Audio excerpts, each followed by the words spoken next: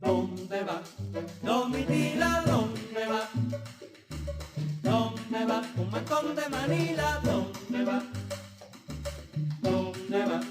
Domitila, ¿dónde va? De Pérez Jiménez a Chávez, ¿Dónde va? Un montón de Atahualpa Manila, Montes. ¿dónde va? Jurado, Grupo Editorial. Habrá quienes digan que eso no es cierto, que lo que yo estoy diciendo es algo simplista y que fueron otros factores mucho más complejos los que determinaron el inicio de la lucha armada.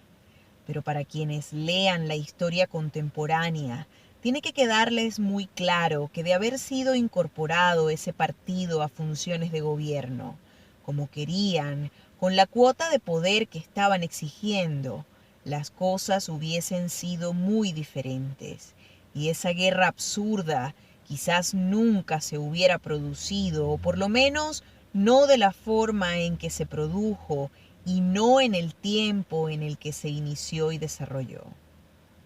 Ese ha sido luego un ejemplo que debería ser tomado en cuenta cuando se juzguen mis palabras en el sentido expuesto. Pompeyo Márquez, Teodoro Petkov, Gumersindo Rodríguez, Lubin Petkov y tantos otros a los que sería muy largo enumerar, aquí dejaron de pensar en la lucha armada cuando fueron incorporados como miembros importantes de algún gobierno democrático, o cuando a la sombra de estos devinieron en exitosos empresarios, o solo algún tiempo antes. ¿Qué habían madurado en sus posiciones y habían rectificado en sus acciones?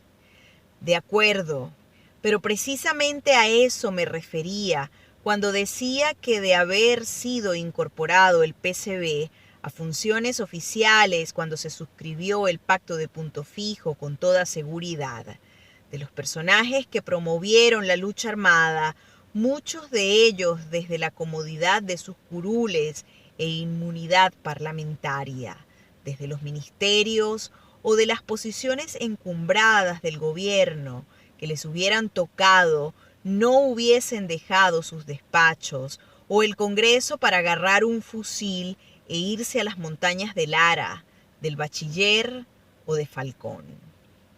Ese salto fantástico de Teodoro, al estilo de Spider-Man, por ubicarme en algo que todos conocemos históricamente, de comunista armado hasta los dientes, planificando atracos a bancos, secuestros y atentados, matando soldaditos y policías como comandante guerrillero, a ministro de Planificación de Rafael Caldera, un presidente que se encontraba en las antípodas de su pensamiento filosófico y doctrinario.